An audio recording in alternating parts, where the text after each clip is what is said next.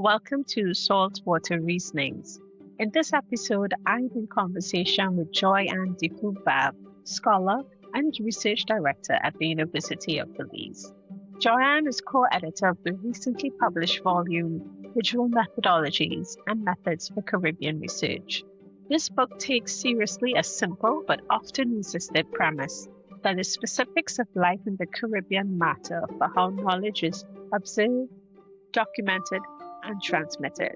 From drawings and photography to video and other visual forms, these methods produce data, generate theory, and are sites of meaning making.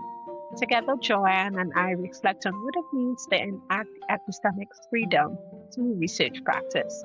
We talk about students learning to trust visual forms of data, about the dangers of reducing people to singular categories of marginalization, and about ongoing struggles over who gets to conduct research in Caribbean spaces and who is rewarded for it.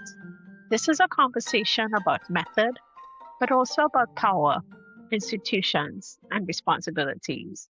I want us to start by just grounding ourselves. Today, we're talking about epistemic freedom and what that means as an academic, as a scholar, as a researcher. Start by sharing a moment when you felt that you were really doing the work you want to do, how you want to do it. Tracy, that's such an exciting question. And the answer to that is when I was 6 years old. I said that I wanted to teach and I wanted to teach at a university. And I think that that has always shaped who I am, who I was becoming. So I became a high school geography teacher. Geography was, of course, my favorite subject in life. And so I became a high school geography teacher. And then after completing my master's in educational administration, there was a big shift. How do teachers learn to teach? I think after completing the master's, that was really the question I wanted to answer. And so when I had the opportunity to do doctoral work, that's what I focused on. How do teachers learn to teach? Now, as a geographer, of course, you will have engaged with a lot of maps. And so my first interaction with data was really visual data, maps, photographs, drawings. And so I really love that. Statistics, yes, and numbers, but that didn't speak to me. But interestingly, when I was doing my doctoral work, I drew upon narratives, stories of people. I always want to hear somebody's story. I'm always telling a story. So that took me to narrative research for my doctoral work and for most of what I was doing. But when you talk about that defining moment, moving now to visual, coming back, I say, to visual methods, I was planning to teach a qualitative research course. And it was the first time this research was being done. And I read a book by Mulville Hill and Swaminathan, Teaching Qualitative Research. And it's one line in that book that really drove me. And the line was that, as a qualitative researcher, we depend on interviews and observations, but the time has come to go back to these emergent methods like photographs, photo elicitation, and so on. So from that moment, even in the class that I was teaching, I always said to them, you have to combine two methods. You have to add visual into what you're doing, whether it be drawings, photographs, photo elicitation, video elicitation. And that was a couple of years ago. And so in my own work, I have been moving gradually back to visual. And so this book that I've just completed, co-editing with Professor Sharon Burgess-Fraser, we have looked at visual methodologies and methods for Caribbean research. And at first, we thought that we were going to do that in education. But when we sent out the call, we had an interesting response. We had responses from researchers working in the Caribbean who were in anthropology, social work, education, arts, drama. And so they were using these visual methodologies. And so that resulted in a 14-chapter book that is a really exciting read. How we got to the enacting epistemic freedom was that Sharon Fraser Burgess, she is a ethicist, and so she had engaged with the work of Professor Sabello on enacting epistemic freedom. And so we said, what if we use this as a framework to think about the work that we're doing, that using these visual methodologies would be an act of epistemic freedom? And so that was the first time I was exposed to the work. It was the first time I've even heard of the idea, but we were able to get all of our authors to reflect on that during this work. It's so powerful. And there are a few things that jumped out at me as you were speaking about your work. This idea that it's a coming back, but it's coming back to something that was or is from the beginning. So even when we think about visual data as an immersion method, it seems almost kind of ridiculous because we It is. perceive the world through our eyes, right? And even if we don't have that ability, we perceive the world through our senses, right? We do. Yet we think that for us to examine the world and to do so in a methodological or systematic way, we can't start with the entry point of data, which is through our bodies. Yes, but it also depends on the field of research that you are in. And I've wrestled with this question, that same issue that you just raised. So as a geographer, yes, I understood that this was data. But as an educator, I never saw a photograph of a classroom or a photograph of a school building or a school compound as the raw data for me. I always saw it as probably something supporting, right? What I was going to do. And it is for some people the norm. So like the person who wrote the anthropological chapter, she's like, this is not a question for me. I only use visual data. And so she reminds us about that. Similarly, with our ethnographers, our visual ethnographers, that's all they use. So they have a couple of chapters in there. But for some of us, it was the first time to really think about. So the chapters, for example, on as by a social worker, where she added a visual component to find out about the girls in gangs. That on her part was a little experimentation, and that provided such important data. Or the other person working in Jamaica and looking at Jamaican Creole and young boys' experiences of Jamaican Creole in the class, the interviews gave her a certain amount of data, but when she asked them to do graphic novels, that added a different kind of layer. And all of that is captured in the book. So, it would be really inspiring to somebody who is thinking of going back or adopting it for the first time to see how visual data is real data and we can use photo elicitation. So I'm excited to be back in this space. Yeah. And I'm hearing about the different chapters and I'm excited to read the book as well. I feel we're starting maybe something that we've taken for granted. And that has a lot to do with how we are educated about research, right? We're educated. Our system tells us that, we have to approach it this way. So it's taken for granted thing that we have. As you talk about it too, I've been playing with the notions of epistemic courage and epistemic shame. And some of the epistemic shame we have is around, and I'm saying this very generally, but around our knowledge and how we know what we know. And so as you talk about looking at Creole and how that shows up and creating graphic novels, we're asking people to go into their bodies. Yes. And take that data there. That seems so excited. And we still face that shame. There's still the thought that real research involves numbers. I mean, I still encounter that, whether it's with students or even faculty. And unless we show these, as they say, these alternative ways of being in the spaces where they're not common, like education, like nursing, like social work, we need to really show that we first know by observing, touching, feeling, drawing. These are the realities. And so it's very, very good for me to come back home to data. I always remember my geography teacher saying that when you had a photograph or you had a map, all the answers are there. You just have to learn how to decode what you're looking for. And so I'm really happy to come back to that space through this book. Yeah. So it seems as though this work found you again. Well, you found it. This one, I would say it's absolutely divine because Sharon and I have to tell this story. we were in line to talk to Bloomsbury about the other book that we just worked on, the Bloomsbury Caribbean and African Studies in Education Handbook. And so we were there in line waiting to talk to the Bloomsbury editor at the time.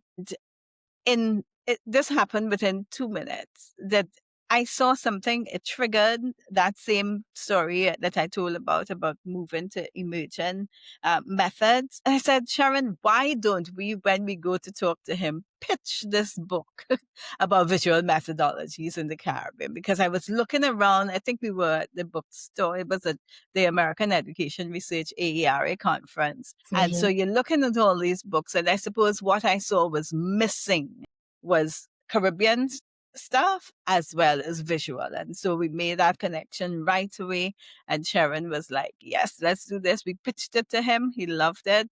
And so while we were finishing up the Bloomsbury handbook, we began to work on this, set the call out for papers and so on. But divine in that, I mentioned the two authors of the book, The Teaching Qualitative Research. As big as this world is, it's very small because one of the authors was a co-worker with Sharon. Now, where does that happen? She had two members of staff who were, two of her colleagues were very much into visuals, one into photo elicitation and another one. And they had written texts on visual methodologies as a whole. So we had a meeting with them and we asked them if they thought that filling this gap in a regional way was useful. And they said yes, because all the other texts that exist, and if you look at the visual texts, they are not regional. They have examples drawn from all over. And of course, the Caribbean is missing. And so what this text does, it provides some background on visual methodologies. It provides insight into how people grapple with working with them. But it gives a sweet picture into islands like St. Eustatius, Jamaica, several examples from Belize, Trinidad and Tobago, Puerto Rico, sides of the Caribbean that we don't always see, whether it's in research or even on the television. And that for me makes it real and authentic. So the work is magic. It was divine, I suppose, it inspired. I want to lean into where you just referenced. You referenced, we kind of been talking about geography on a loop. Yes, on the low, on the low. On a loop. And then you referenced geography just now and just speaking about how there was a gap in terms of text that spoke to the region. And so you're also someone who lives in the region, but not the part of the region that you're originally from. Right. Yeah. But still part of the Caribbean. Yes. It is. Oh, it is. Yes. It definitely is. So I want to ask you to just share or reflect on what have you learned about the similarities or differences or the textures of visual data moving throughout different Caribbean spaces? It's very much there, but I think that we are not seeing it as research. So if I think about my own experience coming here to Belize and working at the University of Belize, both in education and now as the research director, there's still that pushback even to accept interview data as real data. And so I've been pushing earlier this year, I presented at the Faculty of Management and Social Sciences, making the plea for the push to start doing qualitative research, to engage our students with more qualitative research. And so that those of us who are qualitative researchers can find a space. And that comes from the work that we have been doing through the Caribbean Research Methodologies, the conference that we had last year. We have that book by Sharon Stewart, right, on qualitative research.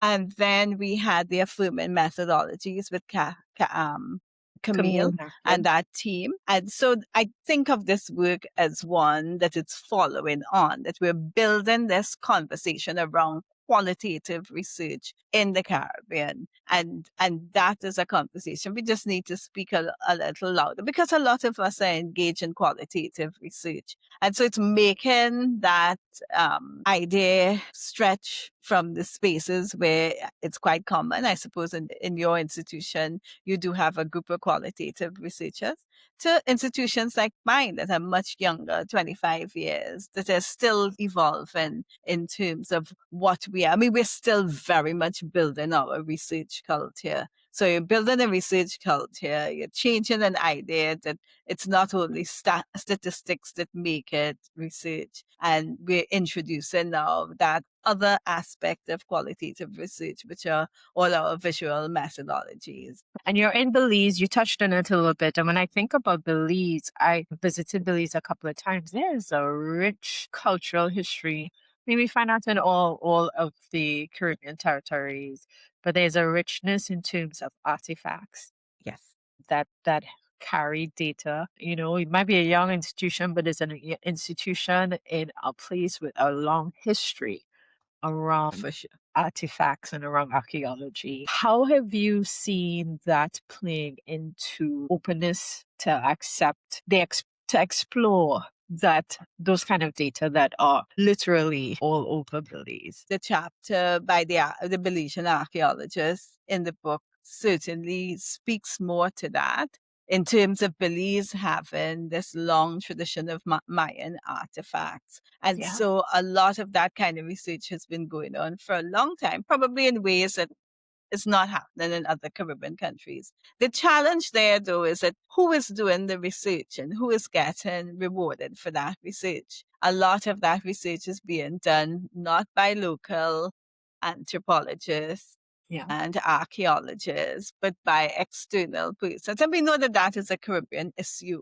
all around. Our institutions were not developed for us to create a research culture. And that's why I hold the post of research director with the aim of building, facilitating the capacity to do research among the people who are here within the institution. In an institution that is well established by places that are not in the Global Scout, that's not even an issue. They have 100% PhDs in some institutions, and you're doing research. Research is part of what you're doing. We still have to push because our institutions were mainly teaching institutions. And so there's that historical dimension that even 2025, we're still grappling with, are we a teaching institution? Are we a research institution? So that's one layer of making sure that we understand that what we know for ourselves, and that's the whole value of the epistemic freedom,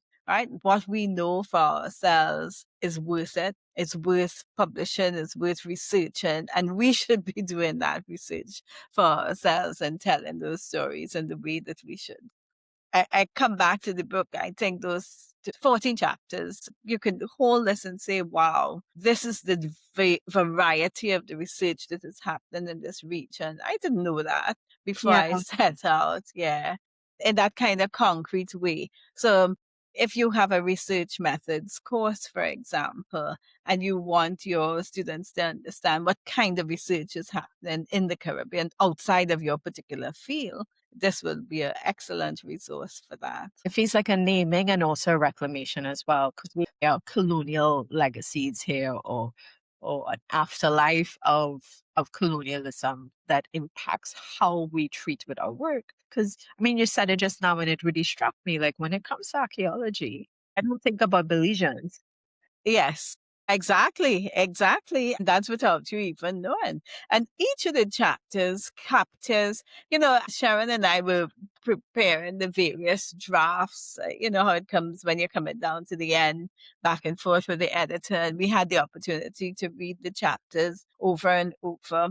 I think one of the things that we're really proud about is that this work is by Caribbean researchers. In many of the instances, it's by novice Caribbean researchers. So newly minted PhDs, people who don't have their PhD. And so for them who were writing, it was an opportunity for them to reflect even more deeply on what they were doing through this lens of epistemic freedom. And that's a whole other story. We were able to make personal contact with Professor Sabello. And so that was, we will be speaking about what happened in the background of this book forever. But I would just say that he knows about the work and he really supported what we were doing in this work. And so it's exciting, very exciting for us to put this out. It sounds really powerful and beautiful. Also, personally, from a professional standpoint, it's a seminal moment for you. It is. Be It's involved really. in this. It Yeah. really is. And sometimes as you are, these seminal moments don't happen through a lot of planning and preparation. As I said, the idea was birthed in a moment. And we Yes. talk about that in our own introduction. And you get the sense that this was work that needed to be done and needed to be put out there.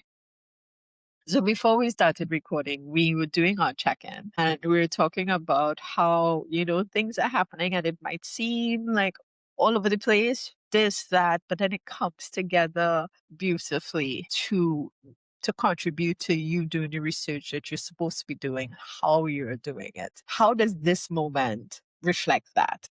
Yes, great question. Because as I said, I started as a geographer. It was that kind of data that excited me.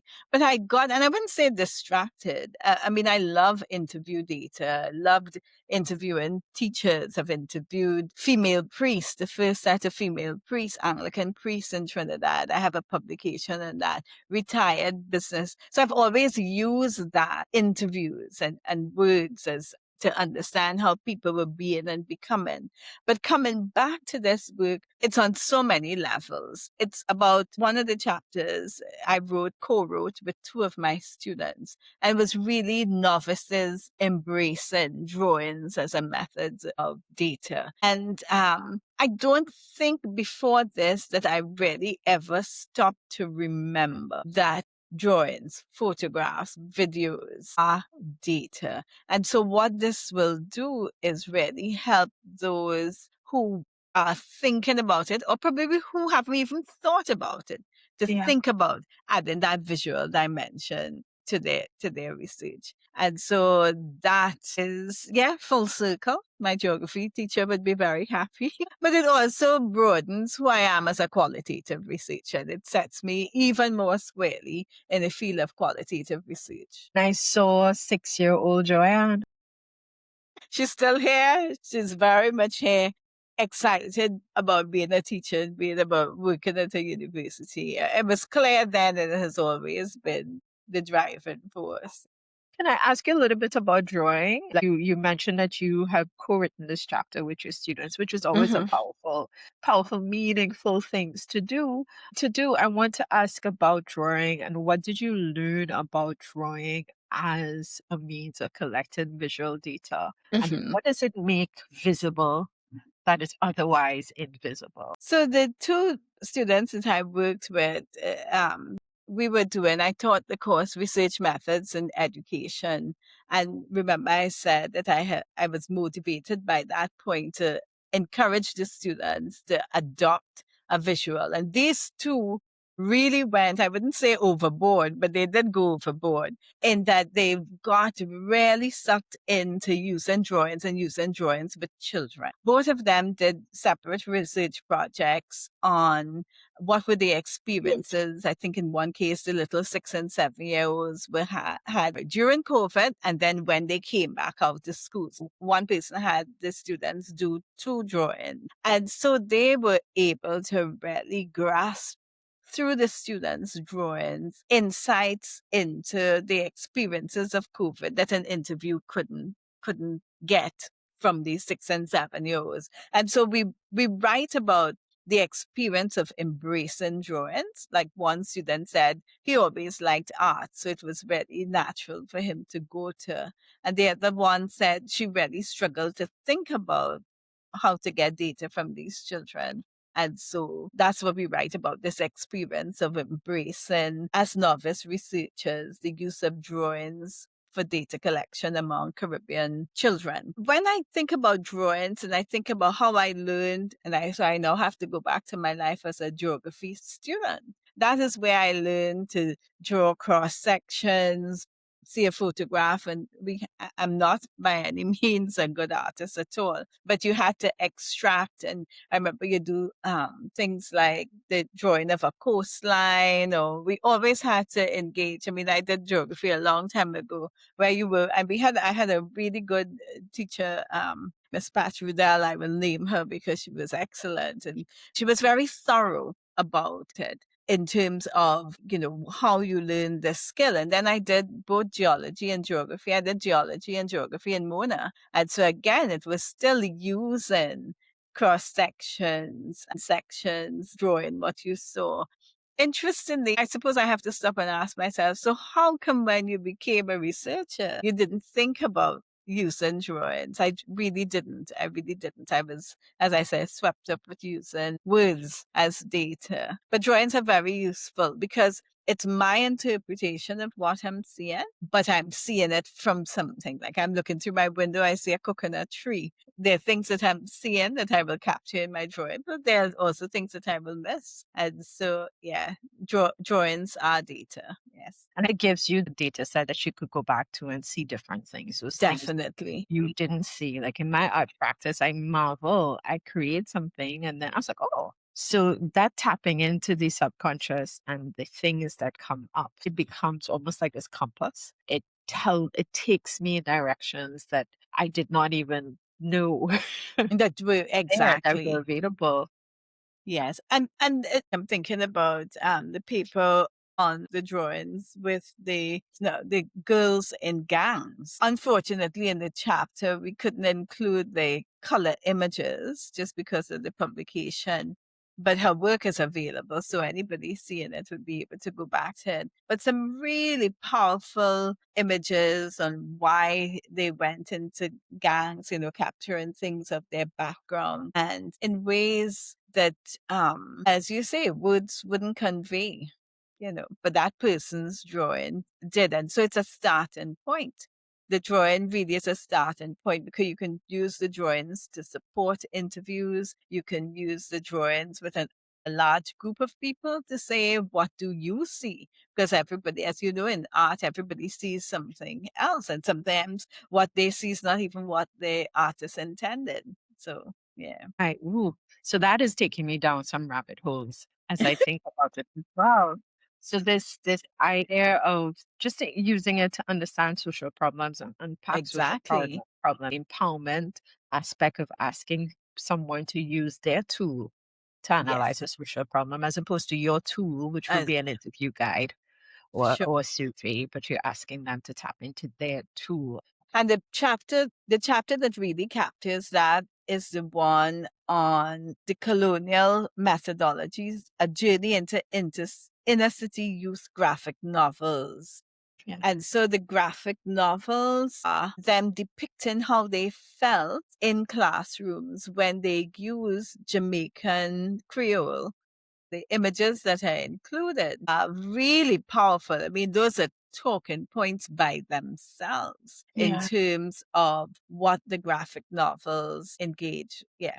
So it absolutely, absolutely is one of those things that I'm happy that it's all in one space. Just as we have, if you're talking about drawings, we could pull out a few chapters. If we're talking about film, there are a couple of factors. We even have two chapters on dance's data. There was somebody writing about her own doctoral work where she is doing somatics. So the participants go through a particular workshop and she observes the movement. She's looking to see what is the legacy of our embodied learning through how we walk, how we move, how is that being passed down. Movement and memory workshop crafting a Caribbean methodology towards a somatic practice. So again, that's not something that we think of in educational research,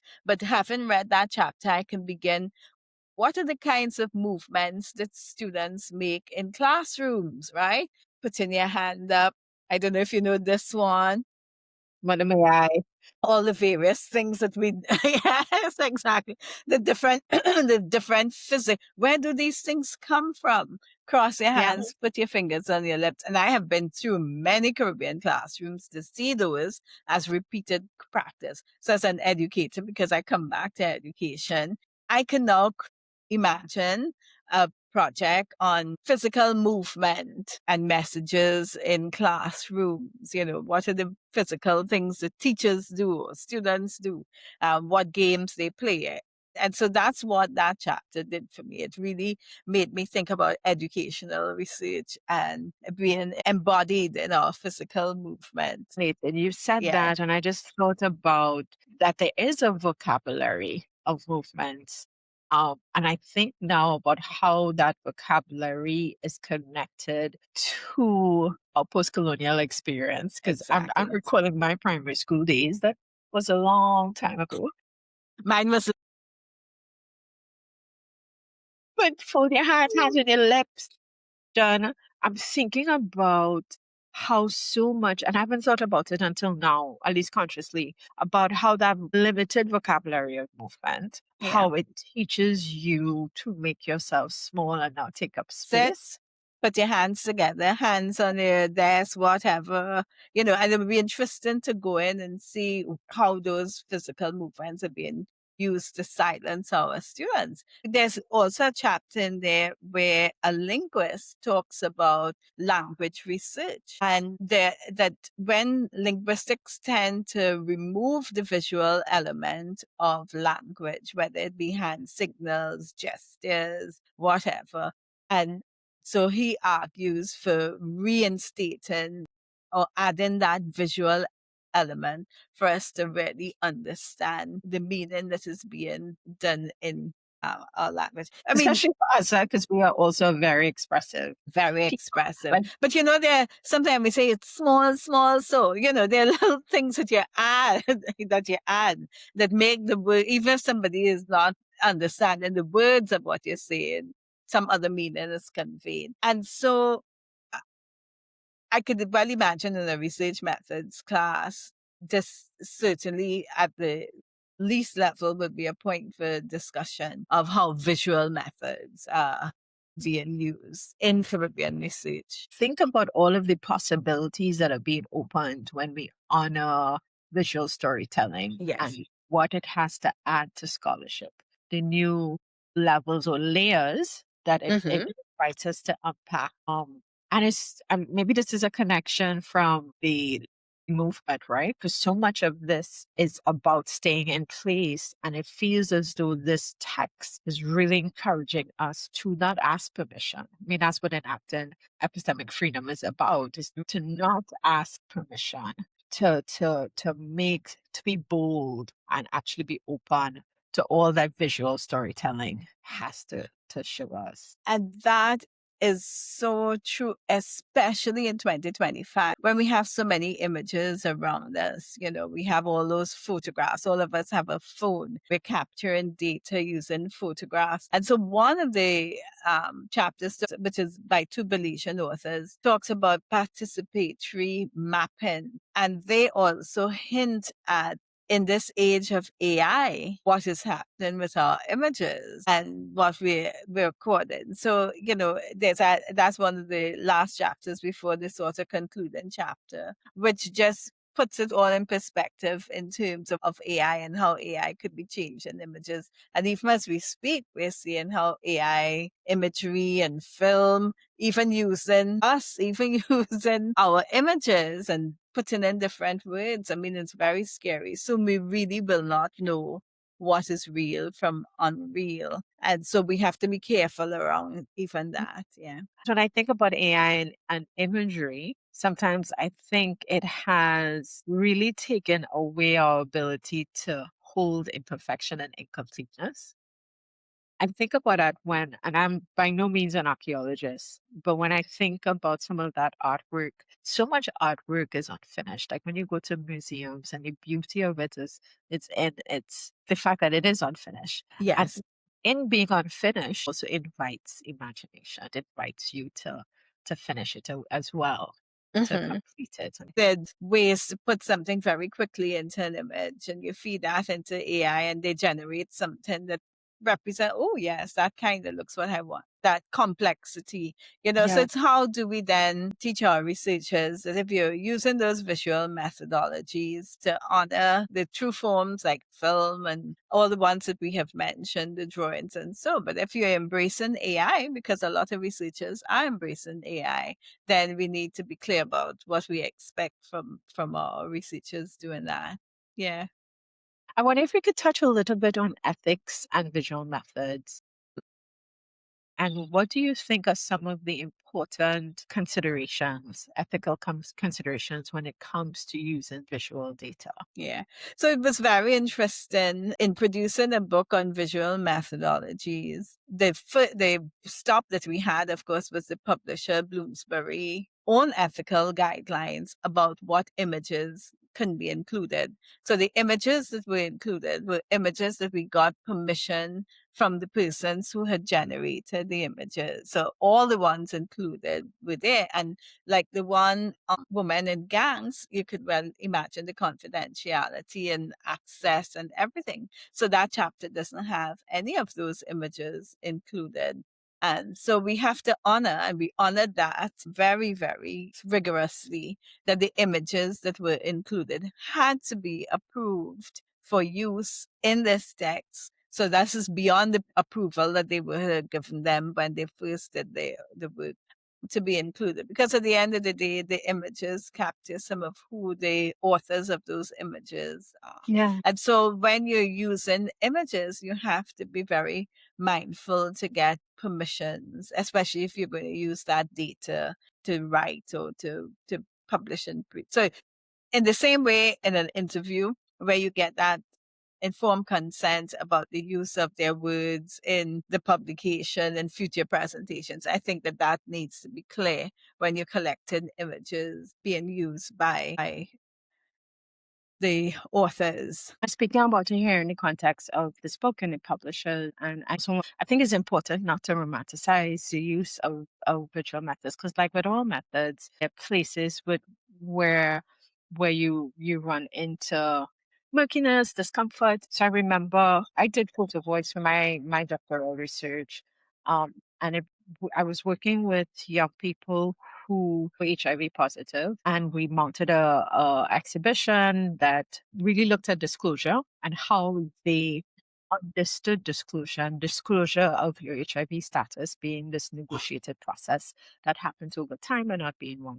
So one of the participants, who at the time of the research, he would have been 19, 20, he had a photograph that he wanted included in the Photo Voice exhibition. And I had done all this work, definitely a novice researcher at the time, around safety, around agency, not being tokenistic.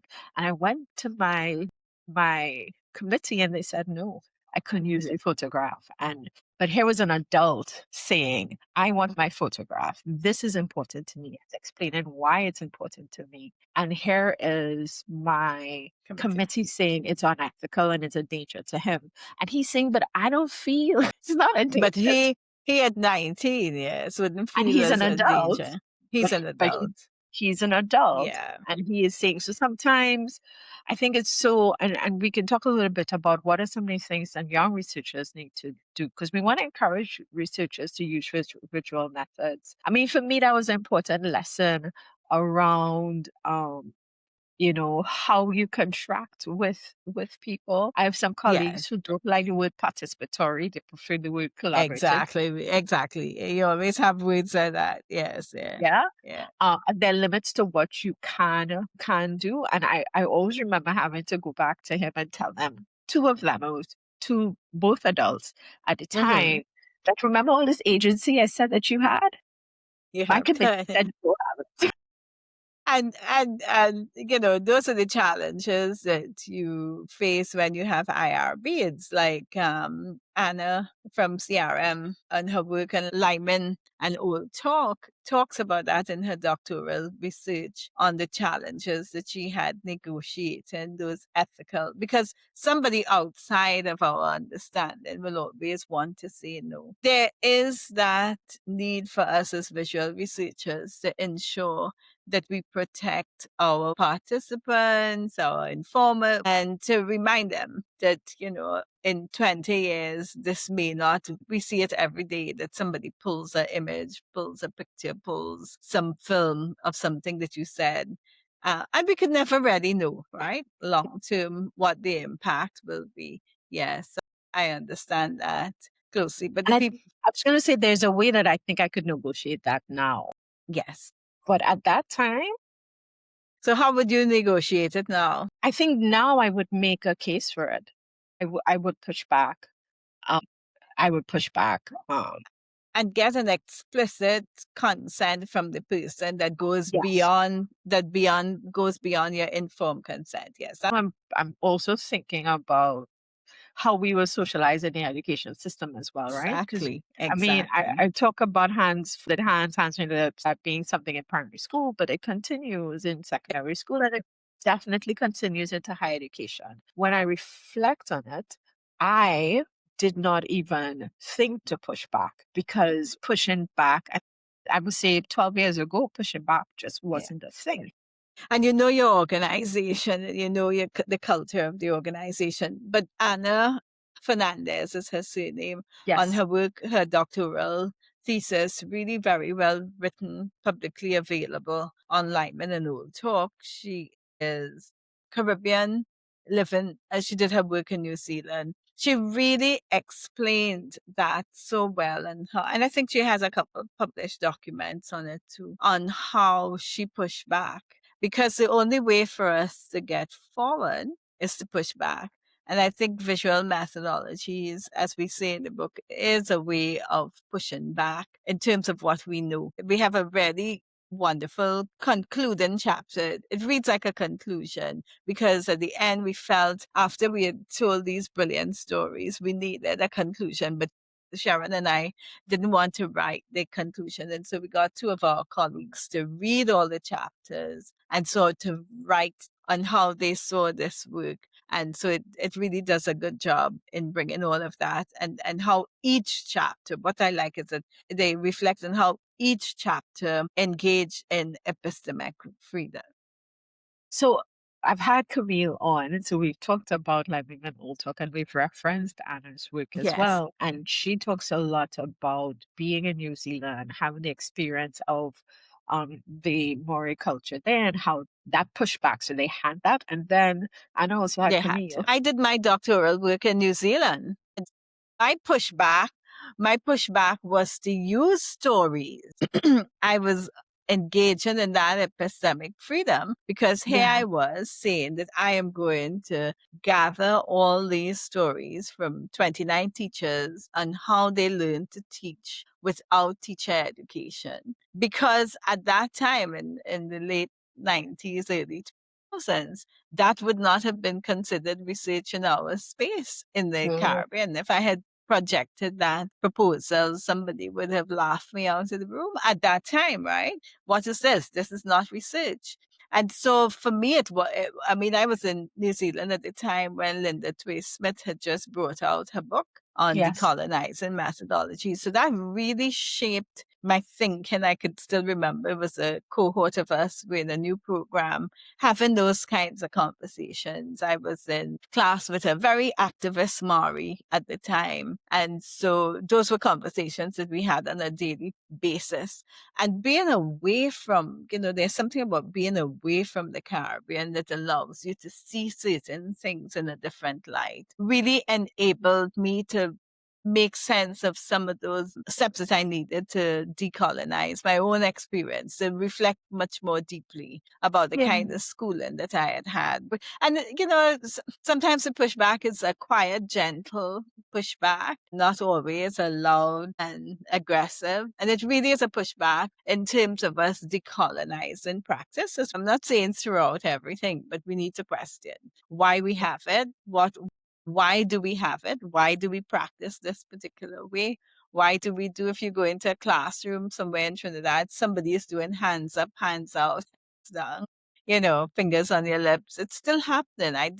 In my life as a teacher educator, I saw it all the time. And we're not questioning why we're doing this and what is the relevance and what are we learning and what does it mean and what does it mean in terms of silence and all those kinds of questions in a way. So the powerful thing about a book like this is then you have written evidence that you can now use and reference. Like, I Yes. think that's the power around affirming methodologies as well. And I also think that every push is a bit further. It's a push. It's a bit further. That's why I talked about those ones that came before, because it's not yesterday we began this conversation. And sometimes it's just that small little effort of passing the book along, having the work. And I see this text as coming behind, because you're right. In 25 years ago, when Linda Toya Smith was writing that revolutionary text, not only for New Zealand, but all of us who were working in colonial spaces, it's still that forerunner. People are still quoting some of the chapters, quote her work.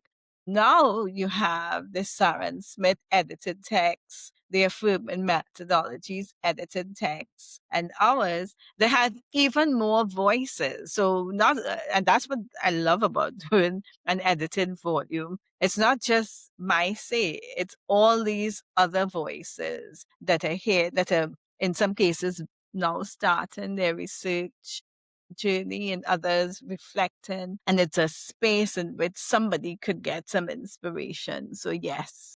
Yeah. Absolutely. I remember when I was doing my dissertation, which was participatory action research, they had all these phases and cycles and multiple visits to ethics. And someone that I respected, a professor, said, "Why are you doing all of this? You could just go there, get data, write it up, get a PhD."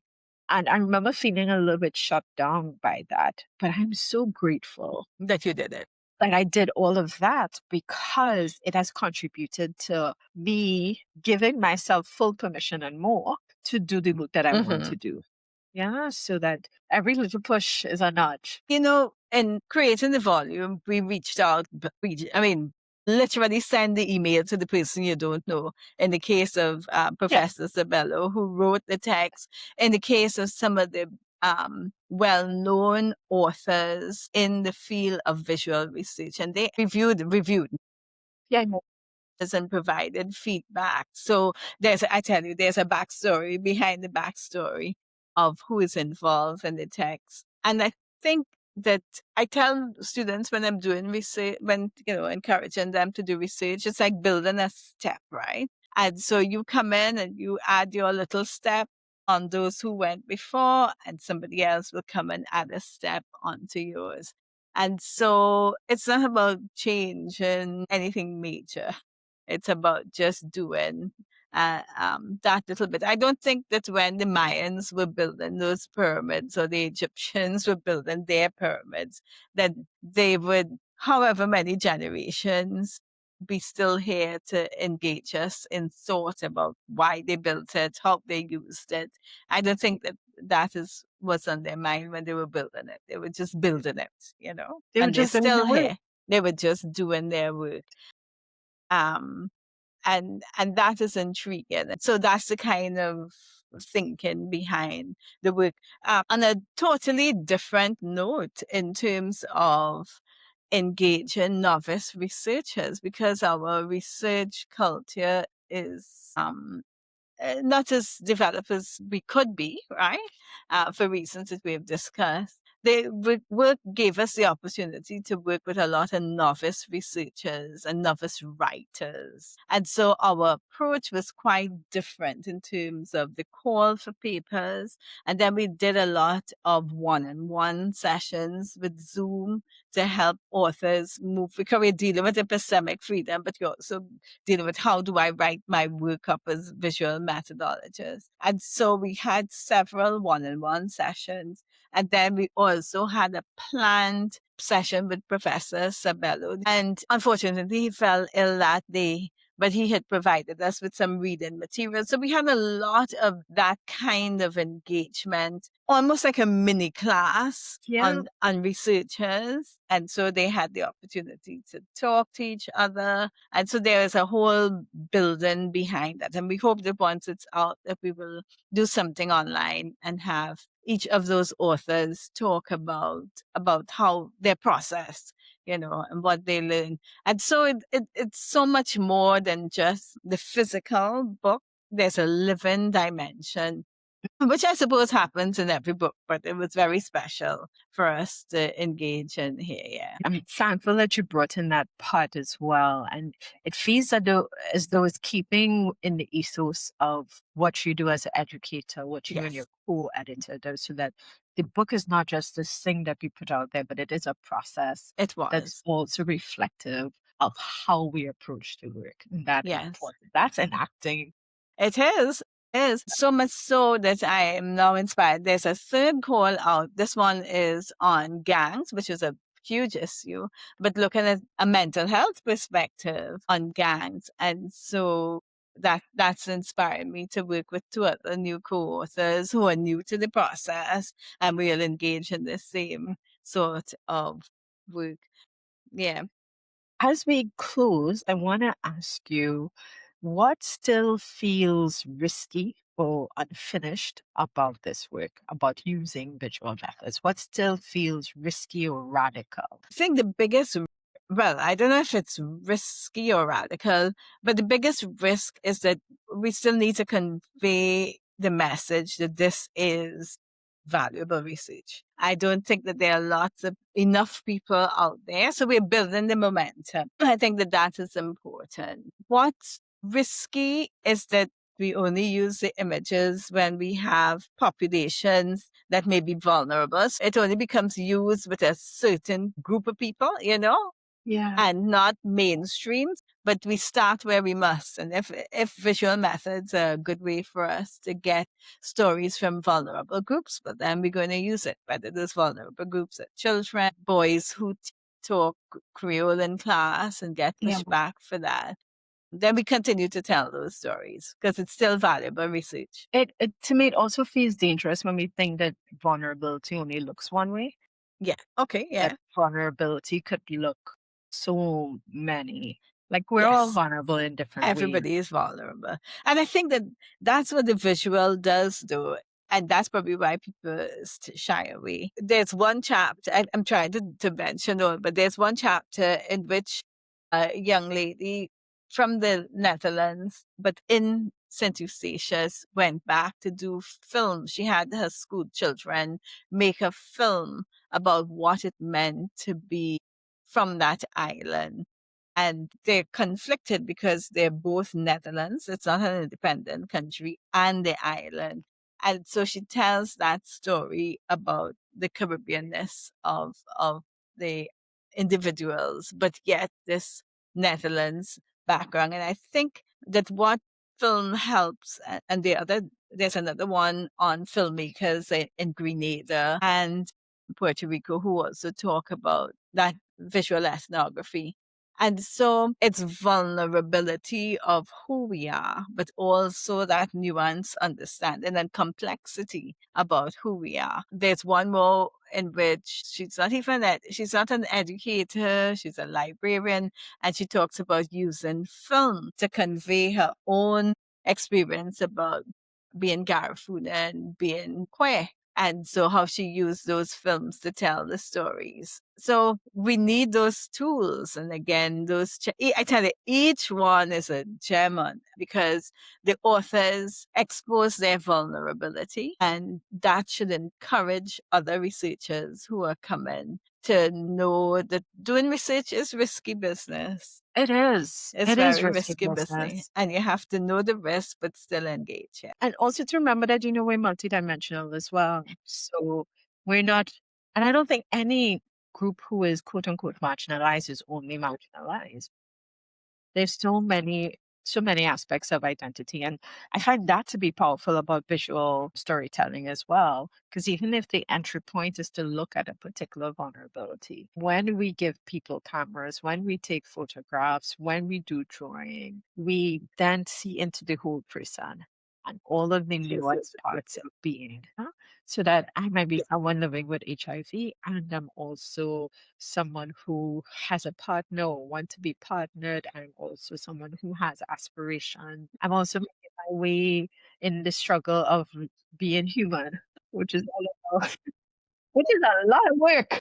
Exactly. And so at the end of the day, we were talking about you do the work and what's the thread. For me, the work is always about being and becoming and identity work. So whether I'm talking about teachers learning to teach, businessmen and development of leadership, self-identity, how women came to see themselves as women, whatever the work, it really is around, and the work seems very diverse, but it really is, how are we being and becoming who we are?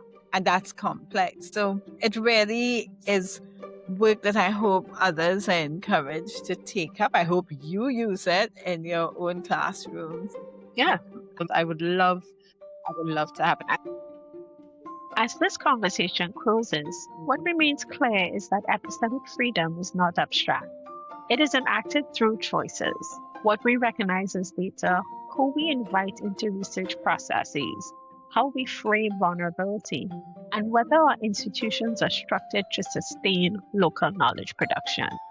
Visual Methodologies and Methods for Caribbean Research asks us to think carefully about what research looks like when it is grounded in place, accountable to community, and attentive to the history that shaped Caribbean scholarship. It challenges us to move beyond extractive traditions and towards practices that build capacity, dignity, and intellectual sovereignty. Thank you for listening to this episode of Saltwater Reasonings. If this conversation resonates, I invite you to stick with it, share it with colleagues and students, and continue the work of thinking otherwise about method, knowledge, and care. Until next time.